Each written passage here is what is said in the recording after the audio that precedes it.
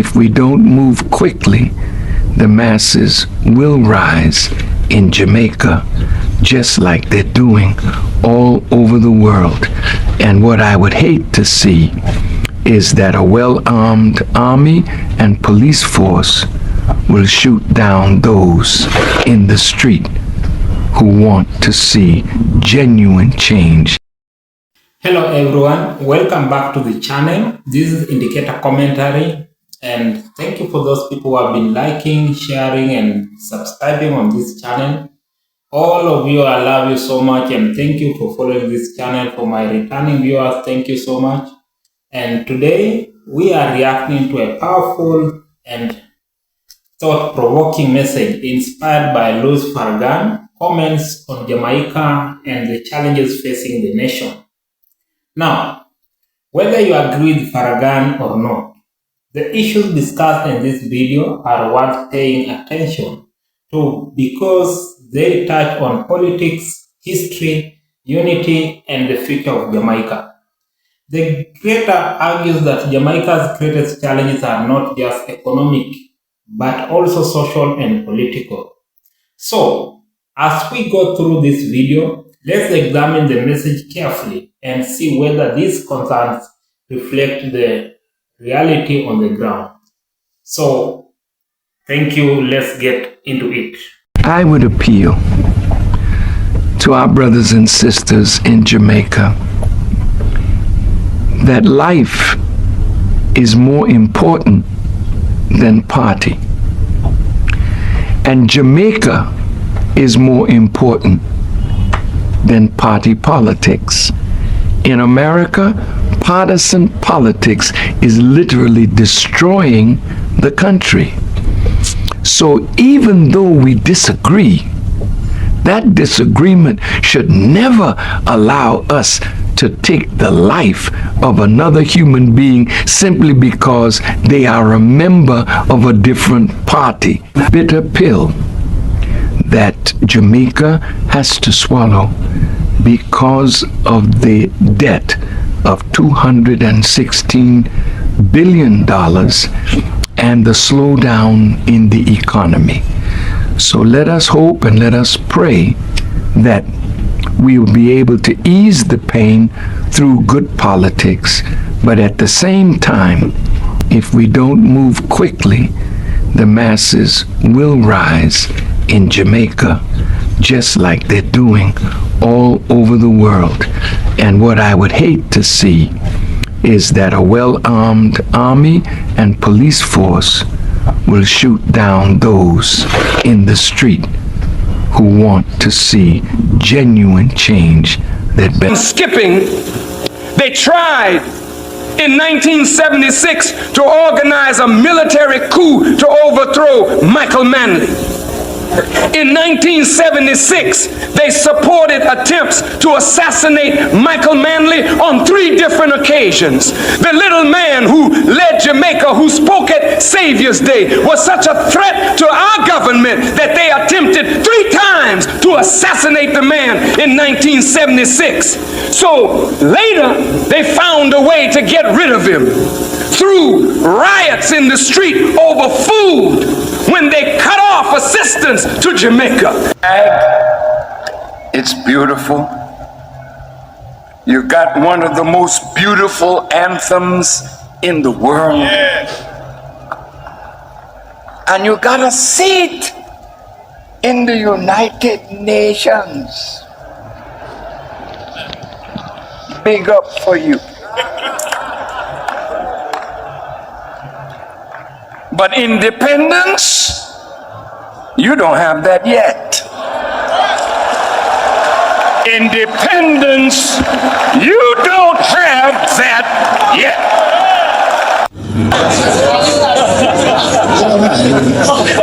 He was a handsome Jamaican,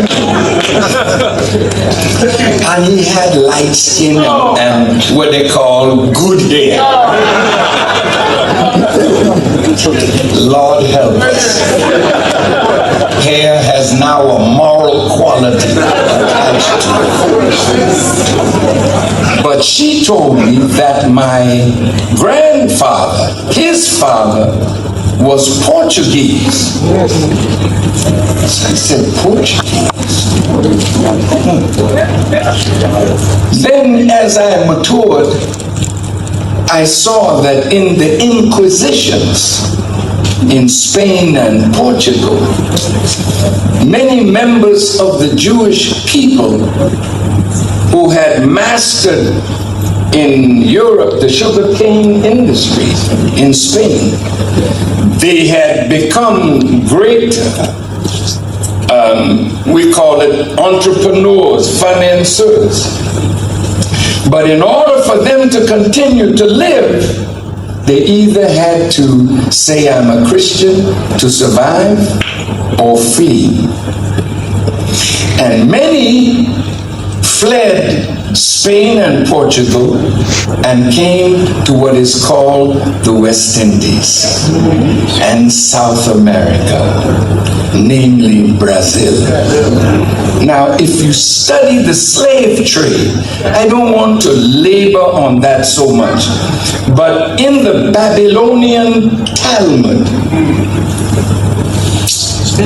did you know it was a rabbi that said that black people are cursed, black, doomed to be hewers of wood and drawers of water, because we are the children of Ham, that son of Noah that disrespected him? When you look at how black people are treated, no matter where we go in the world, that poison that we are somehow an inferior people, doomed to be hewers of wood and drawers of water of Caucasian people. And they teach this to their children.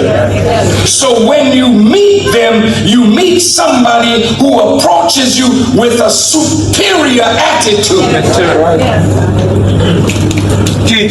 And unfortunately, we have responded by bowing and acting in a servitude-like manner. But you know, as I studied the migration of the Portuguese, the Spanish, the Dutch, the French to the Caribbean, it was slavery that enriched Europe. And no matter what branch of Europe colonized or enslaved us, the British took away our African names and gave us English names, right? And most of us carry those names today. True? None of us spoke or speak today the language of our country and culture. We speak English because the English captured us and gave us not only their language, but their religion. Yes, sir. And they bred into us the hatred that they have for other members of the family of Europe that they were always fighting against. So the British and the French never got along too well. The British and the Spaniards never got along too well. And so here we are, we the British representatives. It's a Christian because the French made him that. You see? Yes, sir. So now the Spanish, let's go to Puerto Rico or to Cuba. Yes, yes. When Spain conquered, they did the same thing to the African. Take away your name, take away your language, take away your culture, give you their language, give you their religion, and impose upon you their mind. Yes, sir. So here we are in the Caribbean. We are so divided, not just between British or English-speaking West Indians, French-speaking, Dutch-speaking, Spanish-speaking, French-speaking. No, no, no. We are worse than that. When I was a little boy, I heard a calypso song that was written by a Trinidadian, a Calypsonian, long time ago. Small island, go back where you come from. Small island, go back where you come from. You come by the 1 and the 2 and the 3. Now I find you up inside me breadfruit tree. Small island, go back where you come from. And look, he was talking about the big onions. What am I saying, my dear family? We were not only divided by the languages and cultures of Europe, we began to be divided even by our islands. So Jamaica and Barbados and Trinidad and St. Lucia or Anguilla, all of the islands, they had some beef against somebody from another island. And in America, when West Indian people started coming, they couldn't hang out with their own islanders. They had to go to a church, and for the first time, people from all the islands learned each other, learned to live together, learned to work together, learned to plan together for the advancement of those from the West Indies. And it was in that environment that the languages of the Caribbean, the dialects of the Caribbean nurtured my life. So now when you look at the introduction of slavery in the West Indies, you find that the Europeans and also members of the Jewish people bought up all the land. So the land where we worked in the cane fields was owned by somebody else. So we were always the plantation workers, but rich white people were the plantation owners. And so they made the wealth from us, but we just barely survived. So now, the Caribbean gave to the world sugar, bananas, pineapple, rice, and coffee. And in Brazil, there was sugar, tobacco, cocoa, and cotton. And the whites were the masters of the production and marketing of all those things. And of course, the British, the French, the Dutch, the Portuguese, the Spanish, all controlled these territories at various times. But no matter which European nation controlled the land and the sea, it mainly was the Jewish merchants who controlled the profitable trade in the produce of the Caribbean and America. And so here we are today. This is 2000. Now, right from the beginning, the video raises a serious question. Why does Jamaica continue to struggle with certain economic and social problems despite being one of the most recognizable countries in the world? That is a fair question. Jamaica has produced global icons in music, sports, and culture. The Jamaican brand is respected worldwide, yet many citizens still face challenges related to employment, crime, public services, and economic opportunities. One of the strongest points in this video is the discussion about political tribalism. The narrator suggests that too many people place party loyalty above national interest. This is not a problem unique to Jamaica. We see it in many countries where political divisions become so intense that citizens stop focusing on solutions and instead focus on defending their preferred party. I think the message here is important. A nation moves forward when people can disagree politically while still working together towards common goals. When every issue becomes a political battle, progress becomes much more difficult. The video then shifts to Jamaica's economic situations and asks whether the country has achieved true independence. This is a fascinating point because political independence and economic independence are not always the same thing. Jamaica gained political independence decades ago, but like many developing nations, it still faces challenges involving debts, international financial pressure, and economic dependence on global markets. The narrator argues that true sovereignty means having greater control over economic development and national resources. Whether you fully agree or not, it's a discussion worth having because economic self-reliance remains a goal for many countries around the world. Now, let's talk about the historical section of the video. The creator spends a significant amount of time discussing colonialism and the legacy of slavery in the Caribbean. This is a sensitive but important topic. History leaves long-lasting effects, and many social structures established during colonial times can continue influencing societies generations later. The video argues that colonial systems were designed to create dependency and division.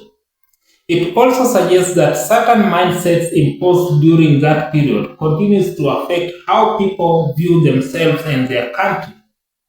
My reaction to this section is that understanding history is important, but history should also serve as a lesson rather than a limitation. A nation must acknowledge the past while building a strategy for the future. Recognizing historical injustice is necessary, but equally important is creating political solutions that empower current and future generations. Another interesting point raised is the issue of leadership and accountability. The narrator repeatedly emphasizes that citizens must hold leaders accountable regardless of political affiliation. I think this is one of the strongest messages in the entire video. Good governance depends on transparency, accountability, and citizen engagement. If people only criticize leaders from opposing parties while excusing failures from their own side, meaningful accountability becomes impossible. The video also stresses the importance of national unity. According to the narrator, Jamaica's potential is often weakened by internal divisions rather than a lack of talent or resources. Honestly, that observation resonates beyond Jamaica. Some of the most successful nations are not necessarily those with the most resources, but those capable of working together towards shared objectives. Jamaica has enormous strengths. The country has a rich culture, talented people, global influence, entrepreneurial spirit, and a strong sense of identity. The question becomes how those strengths can be harnessed to create broader economic and social progress. As the video approaches its conclusion, the message becomes less about criticism and more about reflection.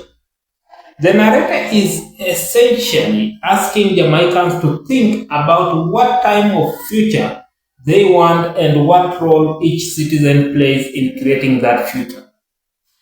That's an important takeaway because nations' development isn't only the responsibility of politicians. It also involves communities, businesses, educators, churches, families, and ordinary citizens. Final thoughts. Overall, this video presents a passionate argument about Jamaica's future. It challenges viewers to think beyond party politics, examine the long-term effects of history, and consider whether the country has achieved true independence in both political and economic terms. Whether you agree with every point made in the video or not, the core message about unity, accountability, and national development is certainly worth discussing. But now, I want to hear from you. Do you think political divisions is holding Jamaica back? Has Jamaica achieved true independence? Or is there still work to be done? And what do you believe is the biggest challenge facing the country today? Drop your thoughts in the comment below. If you enjoyed this reaction, don't forget to like, subscribe, and turn on notifications so that you will never miss an upload. Thanks for watching, and I'll see you in the next video. Be blessed.